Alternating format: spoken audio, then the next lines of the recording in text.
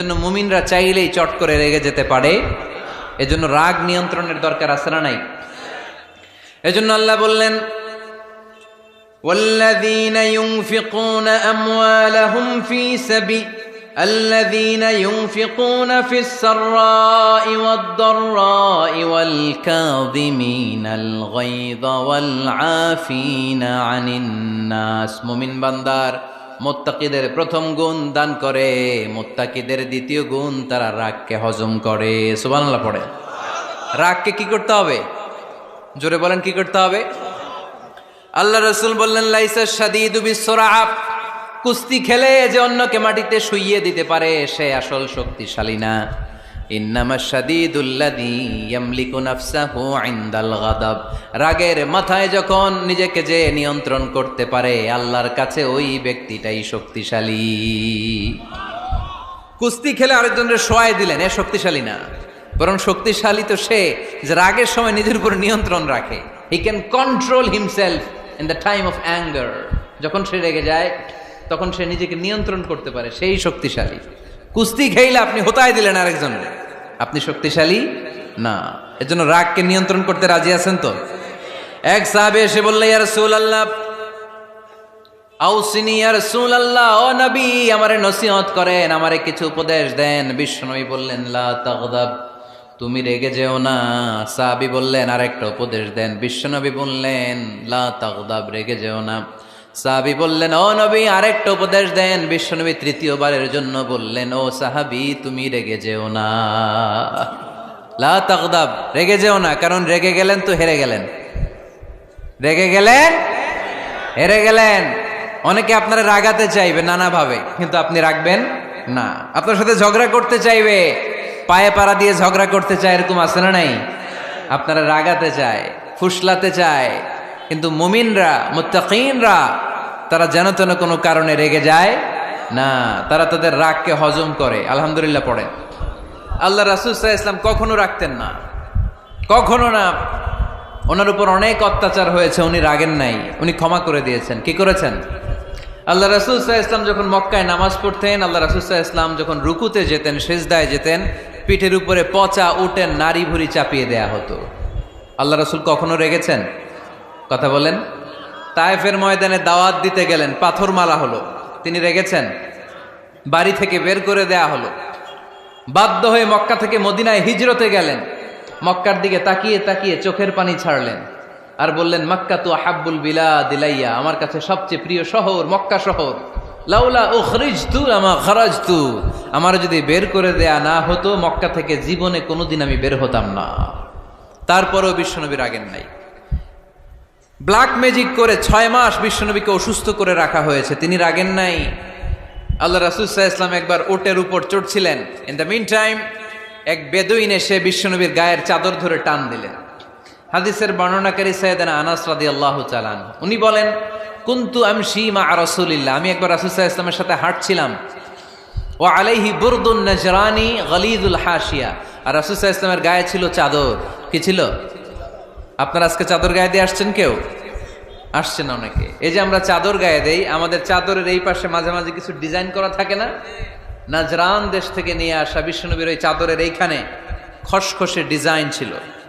তো আল্লাহ রাসূল যখন চাদর গায়ে দেয়া, ওই বেদুইন যখন চাদর টান দিয়েছে, ওই খসখসে ডিজাইন আল্লাহ রাসূল সাল্লাল্লাহু আলাইহি ওয়াসাল্লামের ঘাড়ের চামড়া ছিঁড়ে ফেলেছে। আসছিল ভিক্ষা করতে। বেদুইন আসছে কি করতে? ভিক্ষা চাওয়ার স্টাইল দেখেন, ভিক্ষা চাওয়ার স্টাইল দেখছেন? আল্লাহ রাসূল সাল্লাল্লাহু আলাইহি ওয়াসাল্লামের চাদর ধরে এমন টান মেরেছে, ওই খসখসে চাদরের দাগ বিষ্ণু সাল্লাল্লাহু আলাইহি ওয়াসাল্লাম ঘাড়ের মধ্যে বসে ঘাড়ের চামড়া ছিঁড়ে গিয়েছে। বিষ্ণু প্রচন্ড ব্যথা পেয়েছেন, কিন্তু কিছুই বলেন নাই। ফালতাফাতা ইলাইহি রাসূলুল্লাহ, আল্লাহ রাসূল তার দিকে তাকালেন, তাকিয়ে সুম্মা দাহিক, ছোট্ট একটা মুচকি হাসি দিলেন।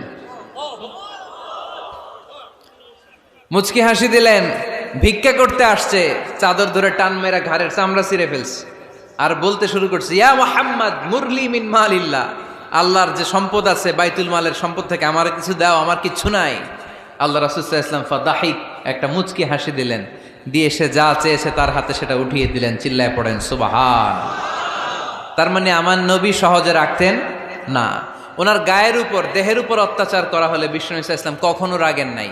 মারা হয়েছে, পাথর মেরে রক্তাক্ত করা হয়েছে, পিটানো হয়েছে, আল্লাহ রাসূল সাল্লাল্লাহু আলাইহি ওয়াসাল্লাম কখনো রাগেন নাই। তবে আল্লাহর জমিনে আল্লাহর বিধান লঙ্ঘিত হওয়া মাত্রই বিশ্বনবী সাল্লাল্লাহু আলাইহি ওয়াসাল্লাম রেগে যেতেন। পড়েন আল্লাহু আকবার। আল্লাহর বিধান লঙ্ঘিত হতে দিতেন না। যেই লোকটা নামাজ পড়া অবস্থায় ওটের পচা নারী বুড়ি চাপিয়ে দিলে রাগেন না, যাকে পাথর মারা হলে রাগেন না, চাদর ধরে টেনে গায়ের চামড়া ছিঁড়ে ফেললে রাগেন না, ওই ব্যক্তিটা আল্লাহর জমিনে আল্লাহর আইনের বিরুদ্ধে কথা বললে রেগে যেতেন। কারণ এটা আল্লাহর আইন। আল্লাহর আইনে সবাই সমান, এখানে উঁচু নিচু, there is no difference between black and white, between upper and lower, between the richer section of the society and poorer section of the society, between the prime minister, between the member of the parliament and the factory worker, rickshaw puller, everyone is totally equal, 100% equal in the eyes of Quran and Islam. চিল্লায় বলেন ঠিক কি না? আল্লাহর চোখে সবাই সমান। ওইখানে প্রধানমন্ত্রী নাই, ওইখানে প্রেসিডেন্ট নাই, ওইখানে এমপি নাই, ওইখানে রিকশাওয়ালা আর প্রধানমন্ত্রী আর প্রেসিডেন্ট এক কাতারে দাঁড়িয়ে আল্লাহর সেজদা দেয়। চিল্লায় বলেন ঠিক কি না? নিজেকে আক্রমণ করা হলে রাখতেন না, কিন্তু আল্লাহর জমিনে আল্লাহর বিধান লঙ্ঘিত হলে আল্লাহ রাসূল রেগে যেতেন। মদিনাতে এক মেয়ে চুরিতে ধরা পড়ল। চুরি করলে কি করতে হয়? আস-সারিকু ওয়াস-সারিকাতু ফাকতাউ আইদিয়াহুমা। বাংলাদেশে হাত কাটে, কি করে? জেলে দেয়। আর কি করে? হ্যাঁ, জরিমানা, জামাই আদর করে